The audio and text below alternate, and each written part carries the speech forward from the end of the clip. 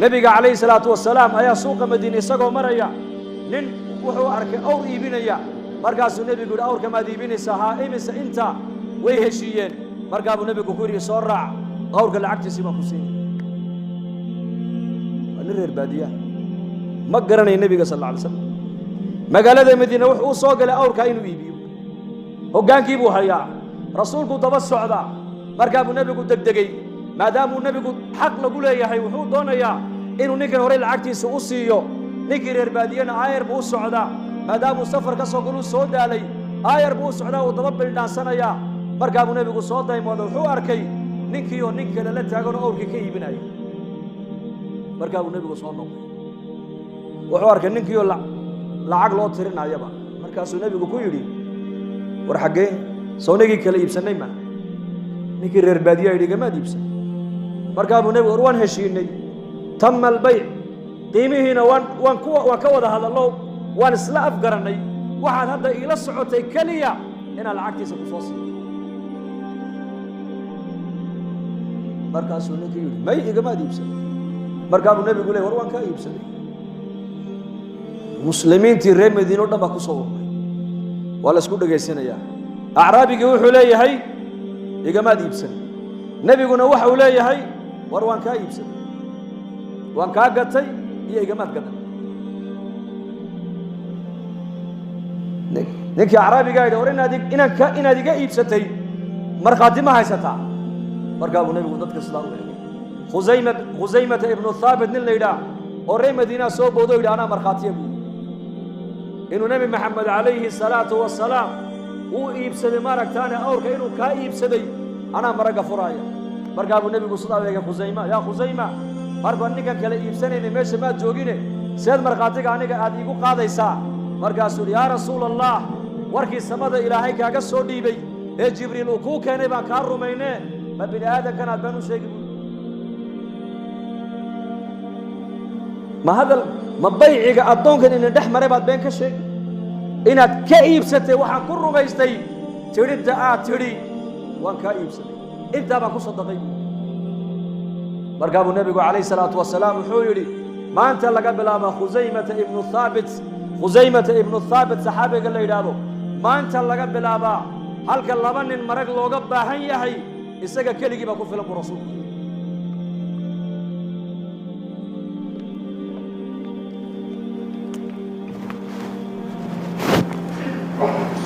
مركب النبي عليه الصلاة والسلام وحوسي شهادة يوسي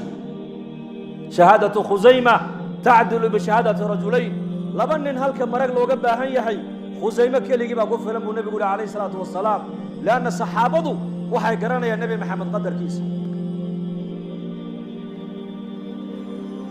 مرحب دي أي مغلان إلهي باسدا يدي ونبي محمد باسدا يدي بقولك بقول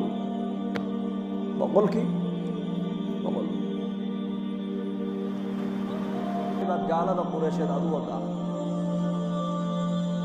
مركز شيء مي كلا حاشا هي وحسر عنه نجا مسجده ما يصير بعد نجا وضع ينجا مسجده مركز قف رن وشاقي إسكندك تي أي اللي بدو دي كسر نقدين بالليل كل كأير صار نقدين على بايري هم وركي كان رومي سنة وركي نبي كان بني نبي محمد بانوير السر عن لنا هاي أي قبل داسو قريش المشركين توضع السر تكسو قادا ما دام نبي محمد ويري ما وركي انتر رومي ني أيان وركي نبي كان بين كسو قادا بوي سونك على سنة ما داس لاكو نقطة علي باكسو نقطة أو كل ردو يري سرتا أدنجا ودد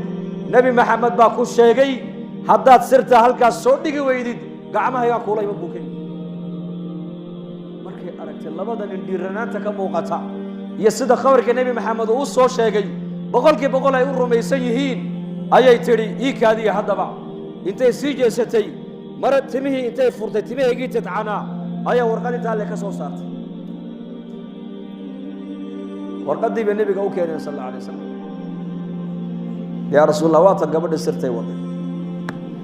warqadda ninkii qoray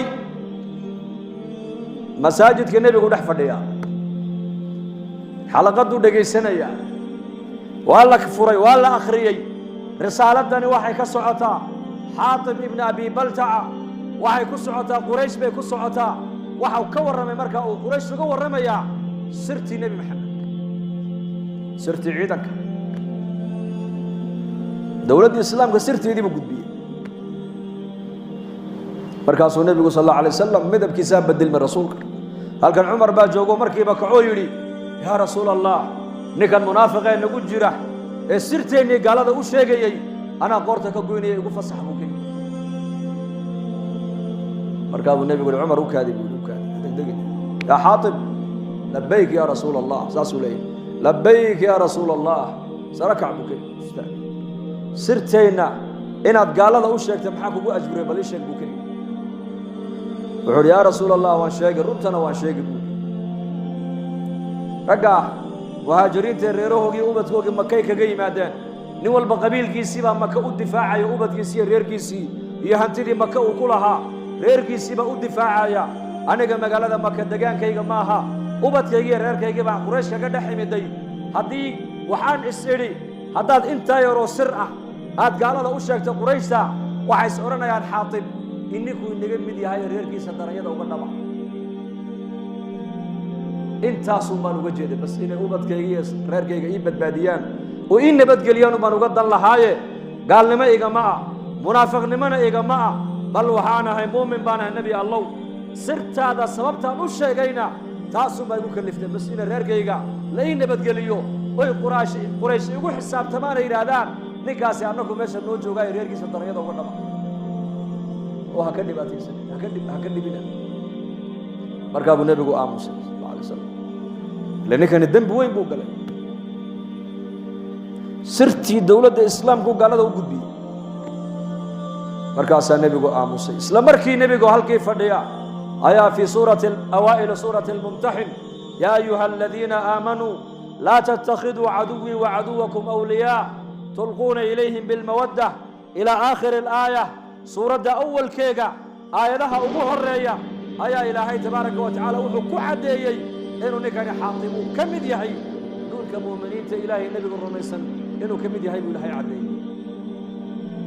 iimaankiisa baa ilaahay cadeeyay iimaan baa loo markhaati furay inuu muumin yahay markaasaa looga digoo la yiri ka isagoo kaliya maahine bal muuminiinta oo dhan waxaa la amrayaa inay gaalada maadaama gaaladu ay yihiin cadowgoogi iyo cadowgii ilaahay cadowgii rasuulka inaysan awliyaa ka dhigan iyo asxaab ka dhigan oo ay saaxiibo ka dhigan maanta laga dalaalo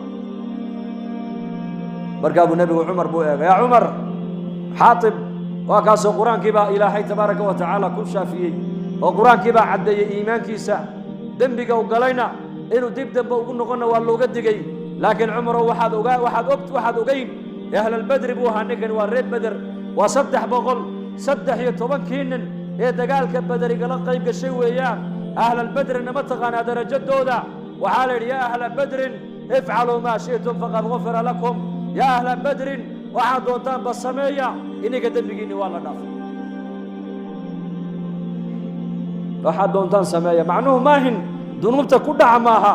ninka badriga hadduu gafana baa la yidhi uu dembi ka dhacana su'ul khaatimo ku dhimani maaye xusnul khaatimo ku dhiman doona marka u dambaysa laana maalintaasaa ilaahay aqbalay maalintii tirada muslimiintu ay yaray ee gaaladuna ay soo duuleen iyagoona dagaal ku talagelin ayuu nebigu u saaray macrakatu badr inay soo qabtaan ciira quraysh dagaal umay jeedin laakiin ilaahay baa qadaray dagaal meesha inuu ka dhaco waxay la yimaadeen niyadda bay la yimaadeen diinta inay difaacayaan xataa nazala jibriilu calayhi salaam maalin maalmaha ka mida jibriil baa soo degoo yidhi maa tacuduuna ahla albadr fiikum yaa muxamed raggaa dagaalka badar kaala qayb galay agtiina qiimahay ka leeyihiin bal ii sheeg oo halkeed maxaad ku aragtaan markaasuu nebigu yidhi min afdali almu'miniin mu'miniinta kuwa ugu fadli badan inay yihiin baan u aragnaa buu rasuulku markaasuu jibriilna yidhi wakadalika miman shahida badran min almalaa'ikati sidaasoo kale annaguna haddaan malaa'ig nahay malaa'igtii dagaalka badar soo dhaadhacday nagala qayb gashay waxaa loo arkaa inay yihiin kuwa malaa'igta ugu fadli badan taqdiir وما قدروا الله حق قدره أي ما عرفوه حق معرفته وما عظموه حق عظمته قدرك إلهي أولها ما نقرن ما أنت